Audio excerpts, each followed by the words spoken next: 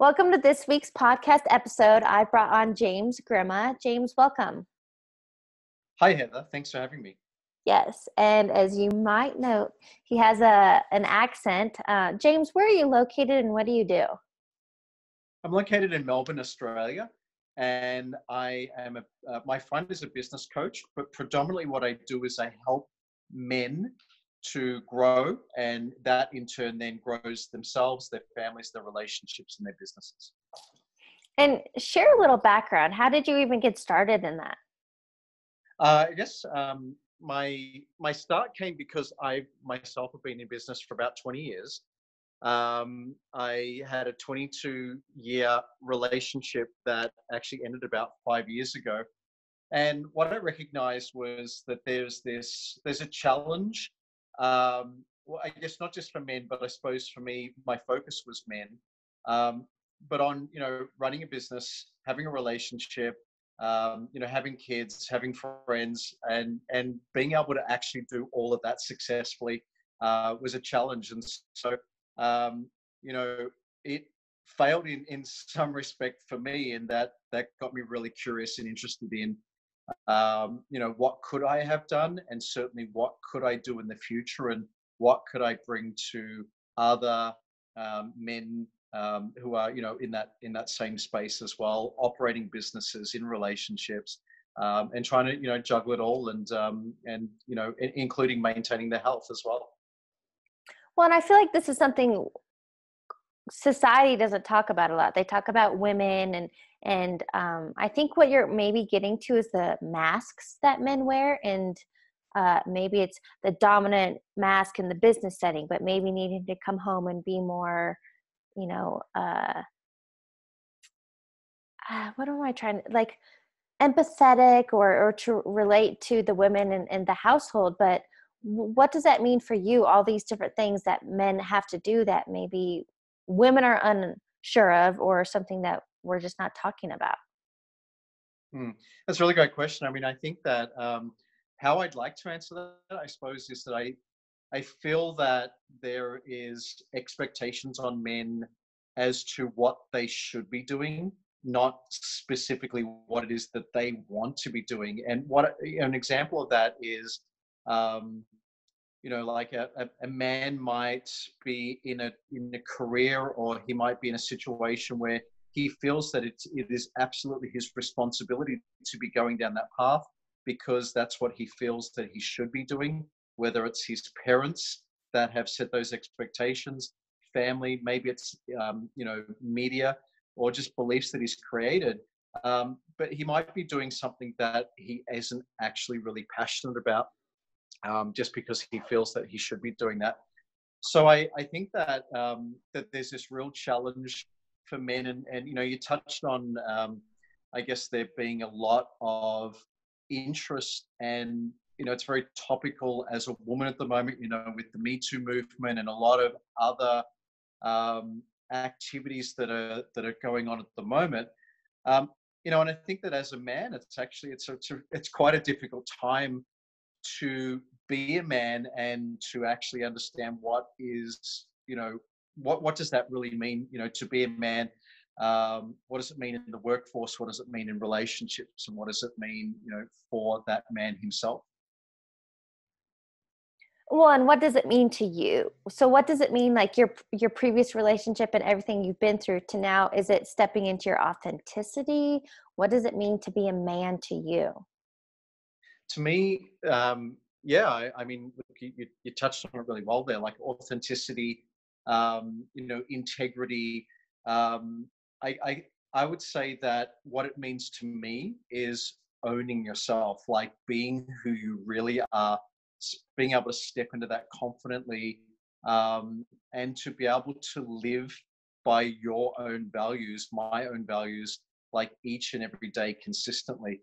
And it's not necessarily what we do all the time in every single moment, but it's what we live by consistently that I feel, makes us who we are. Can you maybe give some examples? What was it like before you had this realization or stepped into your authenticity? What were you doing that didn't feel authentic, or all of the shoulds? And the one thing about the shoulds is it's like, stop shoulding all over yourself, right? Yeah, I like that So expression. yeah, maybe can you give some examples of what you used to be like, or the movements and the motions you were going through versus you today? Yes.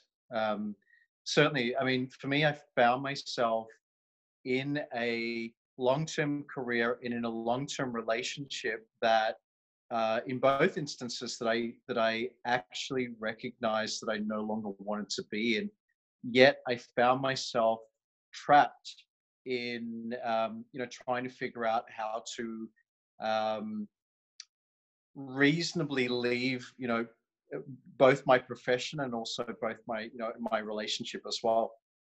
So the difficulty for me there was, um, it, like, I guess the beliefs that I was brought up with, uh, one of those beliefs was that marriage is forever. And so, I guess the situation that I created for myself was that I should stay married. Although both my ex-partner now, so I'm now 5 years divorced, both my ex-partner and I both didn't want to be married any longer. And so there was this, I should be married. That's what, should be happening. I should stay in the career that I'm in. Um, were, I guess, beliefs that I created, for myself, and were reinforced by family, friends, my partner, society. um, so the challenge was to be able to overcome the shoulds and change that into, well, what do I actually really want for myself? What do I want for my life in terms of, career direction? What I want for myself in terms of, what type of relationship do I want to have, and who do I really want to be? Like, how do I want to live my life?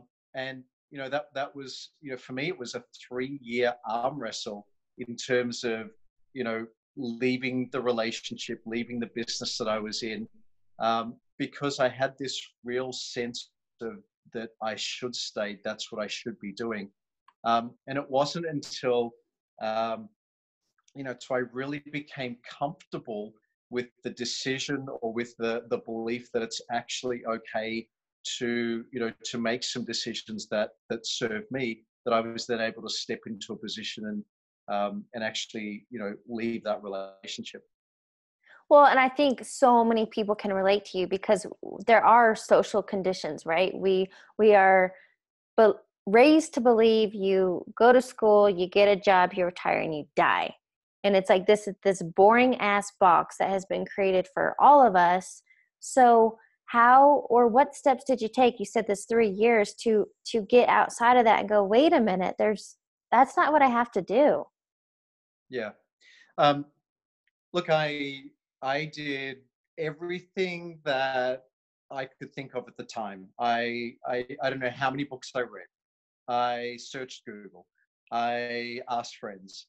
I was looking for an answer, and really, maybe actually, what I was looking for was permission.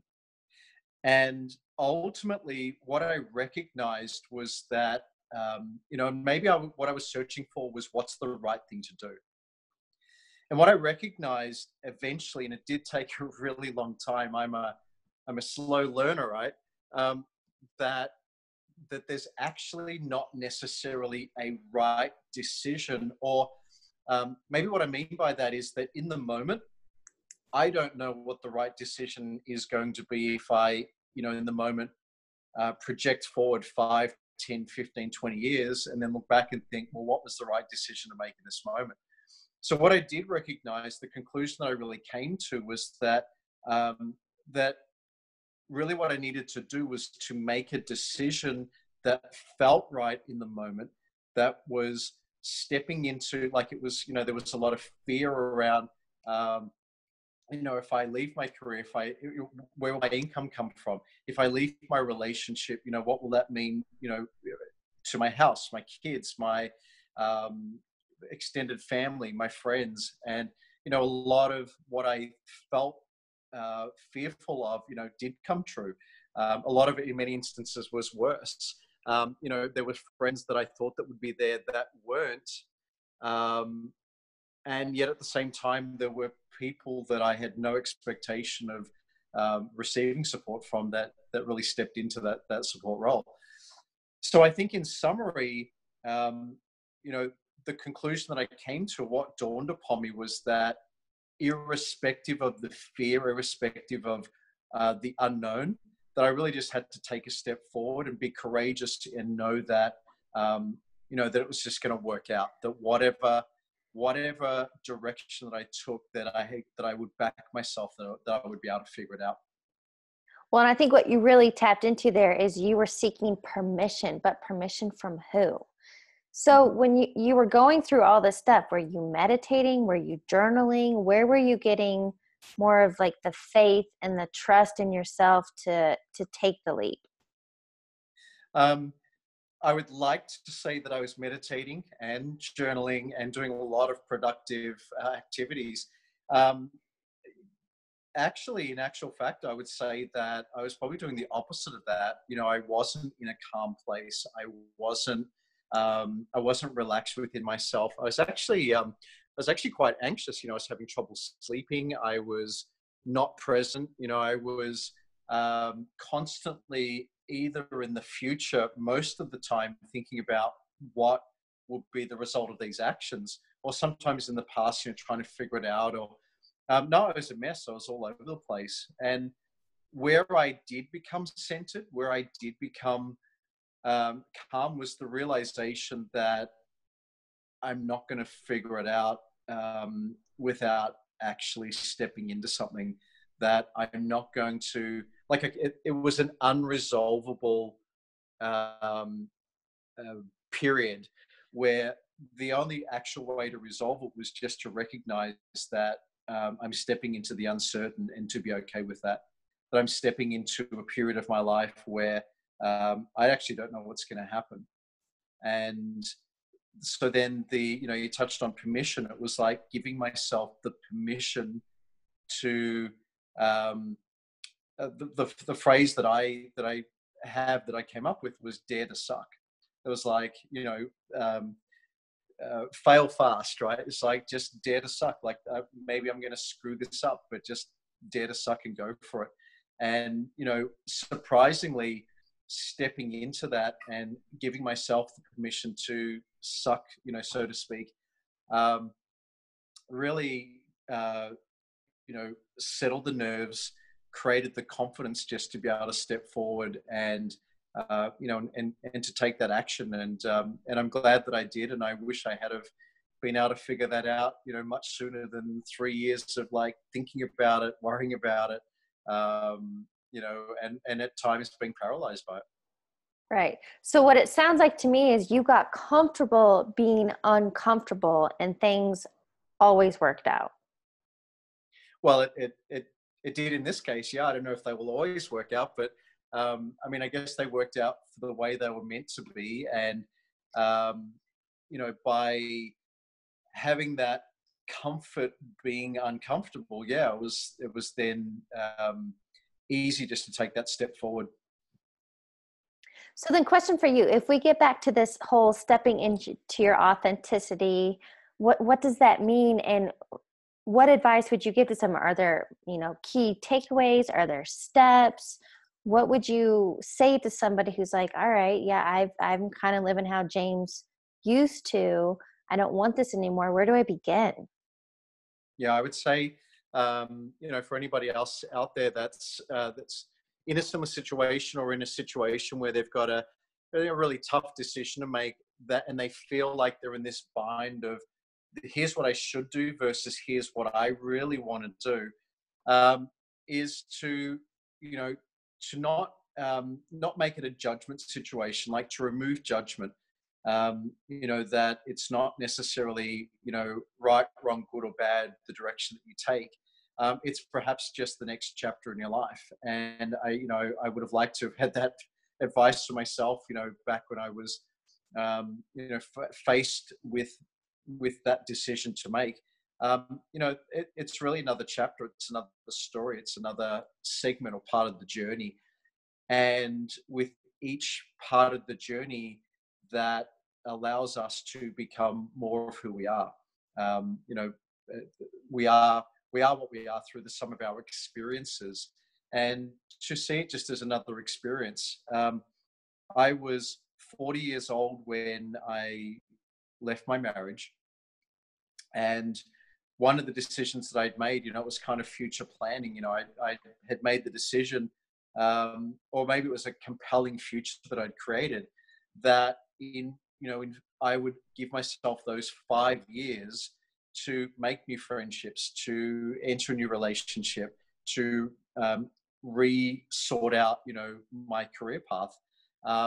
And I celebrated my 45th birthday about 9 months ago, and I remember I had a party at my apartment, and there was about 50 people at this particular gathering, and what I said in my speech was that 5 years ago, what I was hoping for was to have a group of friends that I could rely on, a group of just people that I was really connected with. And when that had happened, I looked around the room, and there were people that I'd known for 30, 40 years. There were people I'd known for 12 months. But it was really, what was really great about that was just recognizing that it's not an overnight thing. If you're coming out of a relationship, if you're changing careers, if you're making a decision about your health, if no matter whatever that significant decision is, that there is a period of time that it takes to to get back on your feet. If you're developing a new purpose in life, it takes time, it takes years, but those years are really well worth the investment of your time to be able to move forward, be able to step into something that's new and great for you. I have another question. So what do you think, or what advice do you give? What part of your routine is it? Making sure you have an accountability group or a mastermind? Is it a morning routine? Is it meditating? Is it physical activity? What is it that keeps you centered and focused and keep going? Look, it is all of that. I think that my belief is that it stems from firstly making an internal decision, to be able to, the decision to live by the values that you choose. So, really understanding what are your own values, and then really stepping into the decision to live by those.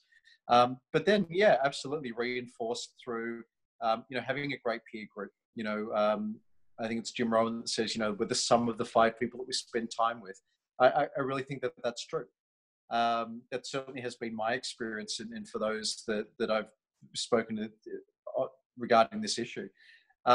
Physical activity, I think that, especially, for a man, that that physical activity, regular physical activity and regular physical exertion is a really great way to not only have a release and empty, but to stay centered, to stay grounded, to feel strong and purposeful.